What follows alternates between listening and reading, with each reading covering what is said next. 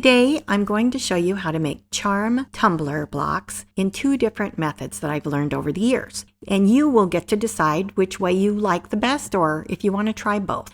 I chose this background because I want this quilt to have a really sweet, light feeling.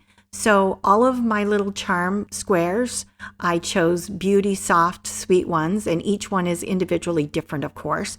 I added a little red for a little bit of pop, but mostly this is just, look at those. They're just going to be sweet.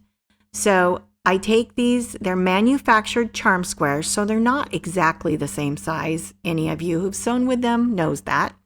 You measure in an inch, and I put this exactly so you can see it's a 5-inch block and an inch on top, and you trim from corner to an inch in. The joy of this is we're not going to sew these to each other, so they don't have to be exact tumblers, which makes this a really easy breezy pattern to do.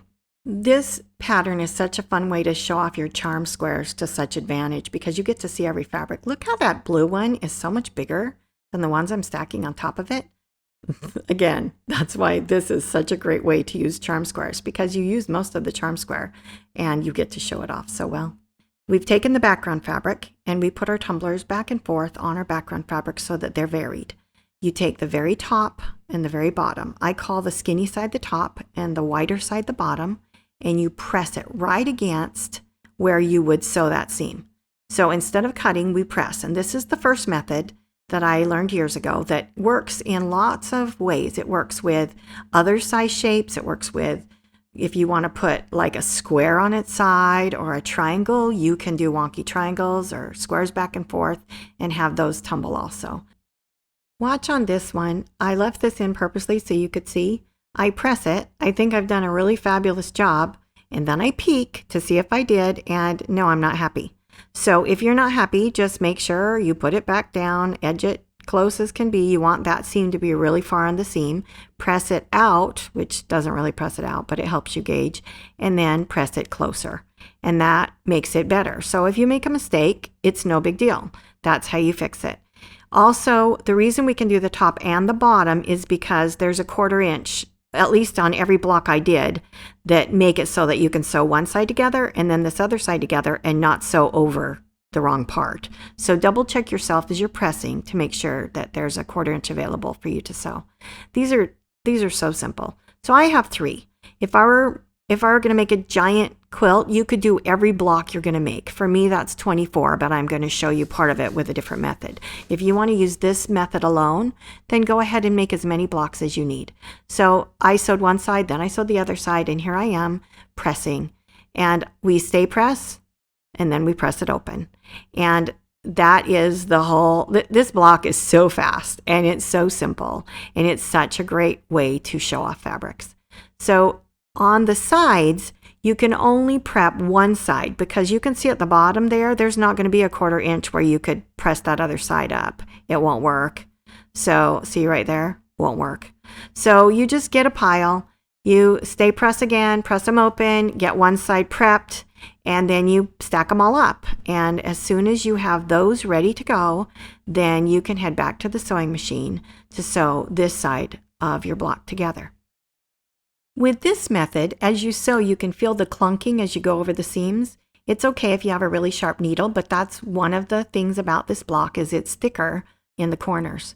We're getting the last side ready, and you just do it the way we've done all the others. You press it down, have it the press right there, and you can just stack them all up till they're all ready to go sew. Sew a 1/4 inch in, and you have this wonderful, perfect block. Now, we started the background at 11 inches. I always cut my backgrounds 1.5 inches bigger than I want them. We're trimming them down now to 9.5 inch unfinished blocks. They will sew into 9-inch finished blocks. So as you do your math to decide how big you want your quilt, that is the math you'll need to know. Aren't they cute? They're so fun to play with. Here we are going to do our second method. And this method is another method I've known for years, and you can do it with a lot of shapes in a lot of ways. I use the tumbler as the template, and I just cut around the edges of it. And there's the top, there's the bottom. You want to vary these back and forth. You don't want them all cut at the same angle.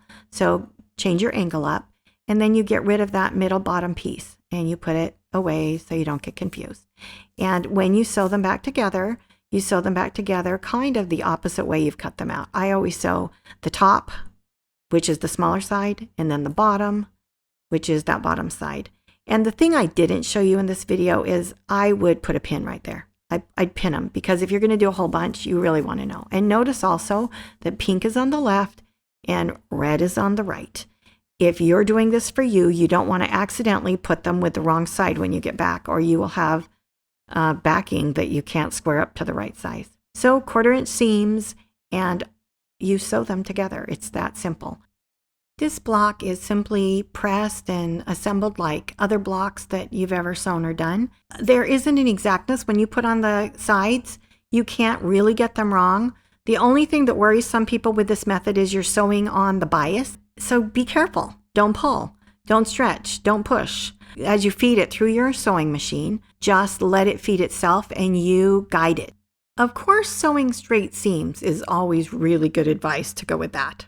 So as you assemble this block, you can make this block in any size. Later in the video, I'm going to show you a block I made smaller just to show you. I started by cutting the background of those blocks 6.5 inches because I wanted to be able to cut them down to 5 inches. I used the mini charm packs that are the 2.5 inch charm packs, and I just made little tiny tumblers. You just make your own template. Go in a little ways on one of the sides, go from the corner like I showed you in this one, and make a template. Sometimes you can make a template out of paper and just cut around it so that you're consistent with yourself. So I just made little tiny tumblers and made a really cute quilt. And with that one, I used different background fabrics. And when you use different background fabrics, it really does help you to keep it straight, especially if you're doing this method. So here we are trimming around these blocks, and they're now trimmed down, and they can be used interchangeably with the other methods. So if you make this quilt, try both methods. See which method you like the best. You can vary your tumblers. You can have them go sideways if you want. Here, I'm going to go lay the rows out. They're going to be on my floor. There they are, happily done, and I'm labeling the rows. I always have 1 towards me and 6 at the top, and then I pin them together because, as we all know, if I don't pin things, I am confused. So I'm pinning the rows together. I pin them, and then you'll watch as I stack them up, and I just make a pile. So pinning them, stacking them, piling them in preparation for sewing. And here I am sewing them, and I'm not going to show you much of this. I know you know, but I'm just sewing them into rows. 1/4 inch seams. Be consistent with yourself and make sure that you're consistent with yourself so that all of your blocks will fit together really nicely.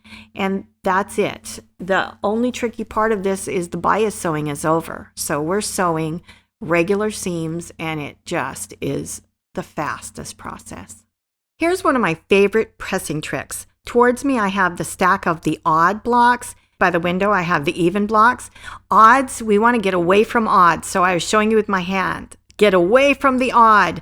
So I always put the odd number and I press away from it. So all the seams on the odd rows go away from the odd, because we all want to get away from odd food and odd whatever, so odd numbers. Here for the even numbers, I press my seams towards it. If something feels even keel, we want to go towards it. So that's how I remember. And that way I press my rows the way that they can lock in place as I budge those seams together. So odds away, evens towards. And that's my great trick. If you like this trick, would you go push the thumbs up button? That will help our videos go farther and wider to quilters so that they can enjoy.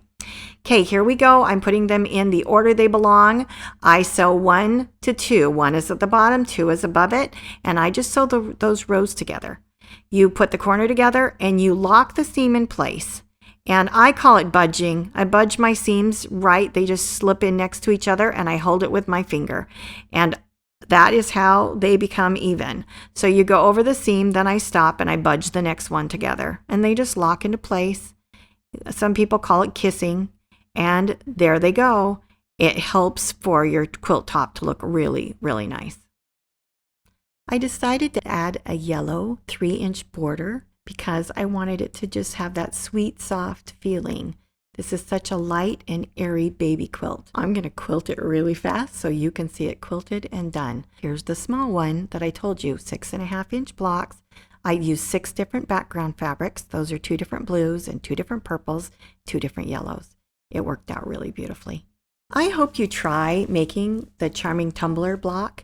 It is so fun in so many different colorways. You could do it bright and you could do a bright background. There's just so much fun to be had. Be sure to let me know if you try this. I'd love to hear from you. Stay merry and creative.